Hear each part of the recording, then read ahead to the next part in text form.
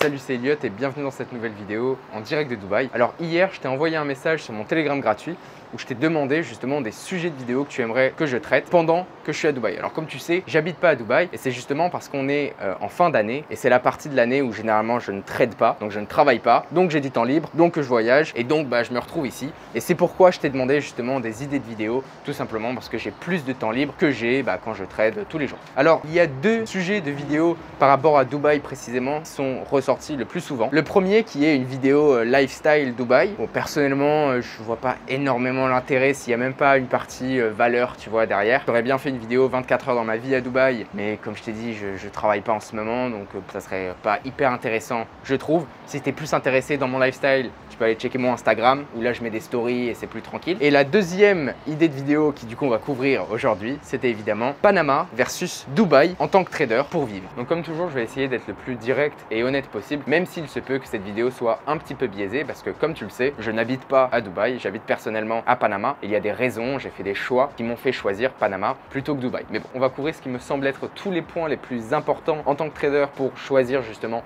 entre les deux. Et je vais aussi te montrer des outils directs que tu vas pouvoir utiliser pour comparer deux potentielles destinations dans lesquelles tu aimerais potentiellement t'expatrier. Et cette vidéo sera évidemment catégorisée en différents chapitres que tu vas pouvoir retrouver sur la barre de trucs de YouTube là. Donc tu vas directement pouvoir aller checker les chapitres qui t'intéressent. On va parler de fiscalité, de banque, de résidence, de personnes, de coût de la vie, etc.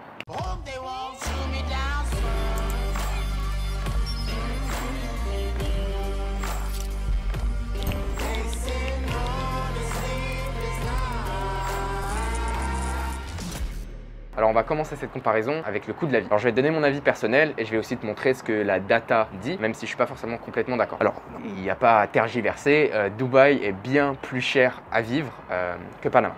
Okay, bien plus cher. Donc il y a évidemment le coût de la vie réel, c'est-à-dire tout ce qui est immobilier, les loyers, le fait de sortir, etc. qui va être plus cher à Dubaï. Mais pour moi, la plus grosse différence en fait entre les deux, c'est que le fait qu'à Dubaï, il y a beaucoup plus de tentations. Tu vas être tenté de sortir en boîte de nuit plusieurs fois par semaine. Tu vas être tenté d'aller faire toujours les meilleurs restos. Parce que évidemment, comme on sait, c'est la ville du luxe. Tu vas être tenté de tout ça. Tu vas à Dubaï Mall, à toutes les vitrines, tu as envie d'acheter quelque chose. Et je sais très bien que si j'habitais ici, en fait, j'aurais beaucoup plus de dépenses futiles, de dépenses pas forcément nécessaires, qui sont des dépenses que je n'ai pas à Panama, tout simplement parce que je n'ai pas cette tentation là. Donc c'est ce que je peux personnellement amener d'expérience et c'est quelque chose que la data ne va pas forcément montrer, mais vivre à Dubaï, tu vas dépenser plus que vivre à Panama. Maintenant, juste en termes de coût de la vie en général, sans penser au fait un peu psychologique et émotionnel du fait que tu dépenserais plus si tu étais à Dubaï, je vais te donner un exemple réel et concret. Personnellement à Panama, je dois dépenser entre 9 000 et 10 000 euros par mois de dépenses un petit peu tous les jours. Si je veux garder le même lifestyle et vivre à Dubaï avec le même type d'appartement, un petit peu, je vais pas te faire un dessin, le même style de vie. À Dubaï, je pense que je serais plus autour des 35-40 000. Et encore, comme je te dis, c'est si je fais pas trop le foufou et je suis pas trop embarqué dans l'environnement de Dubaï. Donc ça fait quand même une grosse différence de passer de 10 000 euros de dépenses à 40 000. Et puis maintenant, je vais te montrer ce que la data elle-même dit. Donc ce que j'aimerais te montrer, c'est un site qui s'appelle Numbeo et c'est tout simplement un comparateur. Tu vas pouvoir comparer justement les coûts de la vie entre différents pays, différentes villes. Donc c'est tout de suite ce qu'on va faire. Donc on va taper Dubaï. Dubaï, on sélectionne, entrée. Et puis ici, tu vas voir qu'on peut la comparer avec une autre ville. Donc on va comparer Dubaï à Panama City, Panama, et voilà. Alors, comme on peut voir, donc ça nous parle un petit peu de taxes, ça nous parle vraiment de tout. Et en fait, ce qui est intéressant avec ce site, c'est que ça va nous comparer tout en termes de restaurants, en termes de loyer, en termes de transport, en termes d'électricité. Enfin bref, tu vas vraiment avoir un récap global qui est super intéressant. Et là, la data nous dit que pour vivre à Dubaï et avoir le même standard de vie qu'à Panama, il te faut 3 400 $ pour vivre. Et à Dubaï, il t'en faudrait 5 000 pour avoir le même style de vie. Maintenant, comme je t'ai dit, personnellement, je trouve qu'ils mettent la barre un peu basse et je vais te montrer ça. Donc, tu vois, comme on descend, ici, on a les repas, par exemple. Un repas meal for two people, mid-range restaurant. Donc là, Panama City, ils mettent 52 $. Bon, personnellement d'expérience, et je pense que si tu es trader et tu t'expatries à Panama ou tu t'expatries à Dubaï, c'est que tu as des revenus qui sont conséquents. Généralement, tu vas dans des beaux restaurants. 52 $ pour deux personnes, non, je suis désolé. Panama, on est plus, on est à quoi, 100 balles, 150 balles. Et Dubaï, de la même manière, 81 $. Non, je suis désolé. Je veux dire, tu vas fumer une chicha et tu prends un cocktail, tu es déjà à plus de 100 balles. Donc voilà, on va dire que c'est un bon moyen de comparer deux villes, ce site, mais voit toujours plus à la hausse si tu es dans cette catégorie de personnes qui va dans des beaux restaurants et qui a tendance à aimer tout ce qui est un petit peu plus luxe. De la même manière, quand on regarde tout ce qui est loyer, ouais voilà, rent per month, ici on peut voir qu'un appartement centre-ville à Panama serait 900 $.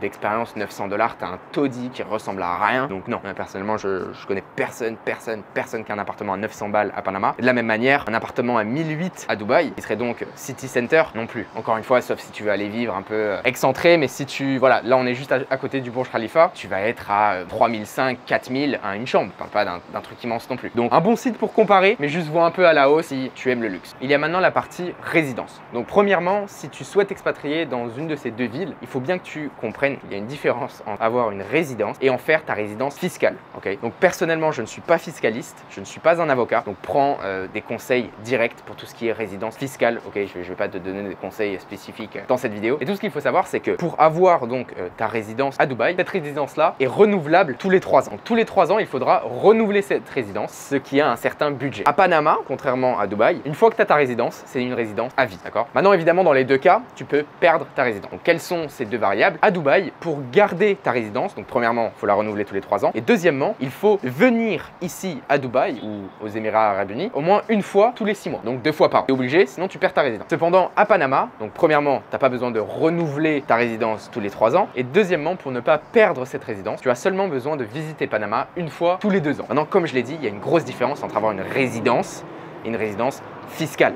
Pour avoir une résidence fiscale à Dubaï ou à Panama, il y aura encore de nouvelles variables et de nouvelles contraintes à avoir, telles que vivre 183 jours par an dans ce pays-là, vraiment avoir une activité économique sur place et pas être là juste pour les taxes. Donc en parlant justement de taxes, évidemment, c'est deux villes qui sont généralement choisies pour des raisons fiscales. Et donc il faut savoir qu'il y a une vraie différence. Dubaï est un vrai paradis fiscal. C'est-à-dire que tu n'as pas d'impôt, que ce soit société, que ce soit income, peu importe, tu n'as pas d'impôt. Panama, contrairement à Dubaï, lui, n'est pas un paradis fiscal complet. C'est-à-dire qu'il y a des loopholes, il y a certaines règles, dont la taxe territoriale, qui fait que si tu gagnes de l'argent de sociétés qui ne sont pas à Panama et l'argent rentre à Panama, tu ne vas pas être taxé sur ces revenus-là. Ce qui, en tant que trader, peut être extrêmement intéressant. Donc dans les deux cas, vivre à Dubaï en tant que trader, c'est intéressant fiscalement, et vivre à Panama, c'est intéressant en tant que trader fiscalement. Cependant, si à Panama, imaginons tu n'es plus bon en trading et tu veux ouvrir un restaurant, tu vas payer des taxes sur ce restaurant-là. Mais encore une fois, comme je l'ai dit plus tôt, prends toujours un avocat, et quand ça vient à la fiscalité, fais toujours les choses de la bonne manière. Et crois-moi, il n'y a rien de pire que de gagner ton argent légalement et après d'avoir des problèmes parce que tu l'as mal géré ou tu as fait des montages fiscaux qui n'étaient pas légaux. Donc vraiment, prends toujours l'avis d'un professionnel. Moi, mon métier, c'est le trading. Je suis trader.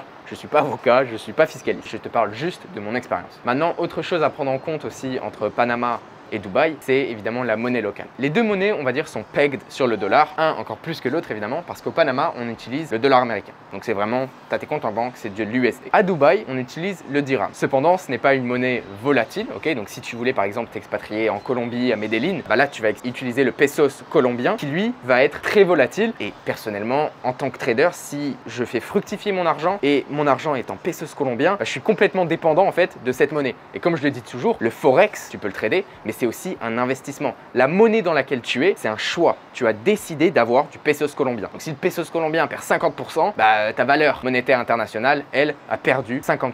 Donc le dirham aux Émirats Arabes Unis, lui, n'est pas, on va dire, une monnaie exotique qui est très volatile, tout simplement parce qu'elle est pegged au dollar. Donc je crois que c'est 1 dirham, c'est 0,27 $, un truc comme ça. Et ça ne change pas, ok? C'est pegged, pas one to one, mais c'est pegged. Donc on va dire on n'a pas cette volatilité-là. Cependant, personnellement, pour des raisons financières, des raisons d'investissement international, sachant que je travaille en finance, je préfère avoir des USD plutôt qu'avoir des dirhams. C'est aussi simple que ça et pour moi, c'est vraiment presque une des plus grosses raisons pour laquelle je suis à Panama plutôt qu'à Dubaï. Après, comme je le dis dans cette vidéo, je me focus vraiment du point de vue d'un trader, d'accord? Pour moi, le fait d'avoir ma monnaie en dollars, c'est peut-être plus important que pour quelqu'un d'autre qui ferait un autre business. Maintenant, autre chose aussi à prendre en compte entre Dubaï et Panama, c'est le système bancaire. Donc le système bancaire dans les deux cas sont bons, même si, encore une fois, à Dubaï, ça va peut-être être plus compliqué de bouger de l'argent à l'international. Si tu restes toujours à Dubaï, aux Émirats, etc., il n'y a pas trop de soucis. Mais de manière générale et de mon expérience, les banques internationales ne veulent pas toujours forcément travailler avec des banques à Dubaï qui sont généralement très opaques et avec lesquelles il y a pu y avoir beaucoup de problèmes de blanchiment et de non-conformité aux règles mondiales et un peu internationales. Alors Panama n'est pas le meilleur non plus, dans le sens où le système bancaire est très fort, on a du dollar, mais évidemment le Panama est sur quelques listes noires et listes grises des paradis fiscaux mondiaux. Cependant, d'expérience, bouger de l'argent en dehors du Panama, c'est extrêmement simple et aussi le fait que ça vient de l'USD facilite encore la chose et de manière générale, les banques internationales ont moins de mal à travailler avec des banques panaméennes que des banques aux Émirats Arabes Unis. Finalement, le dernier point de comparaison à vraiment prendre en compte si tu hésites entre Panama et Dubaï, pour moi, c'est les personnes sur place et ce que je vais appeler le networking. Donc, si tu es quelqu'un qui, imaginons, a une agence qui a besoin de travailler avec beaucoup de personnes, trouver des clients, des investisseurs ou je sais pas trop quoi, Dubaï sera clairement la meilleure option. Le nombre de personnes qu'il y a dans cette ville, c'est incroyable, c'est hyper cosmopolite. Donc, si tu es dans un business où le networking avec les gens est super important, franchement, on vient directement à Dubaï, d'accord? À Panama, il y a beaucoup moins de monde et finalement, tu vas pas avoir ce networking. Maintenant, personnellement, en tant que trader, moi, c'est absolument pas une raison de déménager à Dubaï. J'ai pas besoin de ce networking. Comme tu sais, le trading, c'est un métier qui est très solitaire. Donc, que je sois à Dubaï, ça m'avance vraiment pas. Donc, le fait d'être à Panama, à la limite, je suis plus tranquille. On vient pas trop m'embêter. J'ai ma routine, j'ai mes écrans et au final, j'ai besoin de personne quand je travaille. Mais voilà, honnêtement, la partie networking, ça serait probablement la raison qui me ferait bouger à Dubaï si j'en avais la nécessité. Maintenant, voilà, comme je te l'ai expliqué, de par mon métier et de par ce que je fais tous les jours, j'en ai pas l'utilité et c'est pour ça que je suis pas à Dubaï. Donc sur ce, j'espère que cette vidéo en aura aidé plus d'un. J'espère que mon expérience n'a pas été trop biaisée non plus malgré mes choix. J'espère que j'ai pu te présenter tout ça, te partager de la valeur comme dans toutes mes vidéos. Sur ce, c'était Elliot. Je poste une vidéo ici sur YouTube toutes les semaines. Si tu as quoi que ce soit comme question, tu peux la laisser dans les commentaires. N'oublie pas aussi de t'abonner à la chaîne si le trading, la finance, l'investissement t'intéresse. Ciao, ciao. Yeah. They hate when you elevate.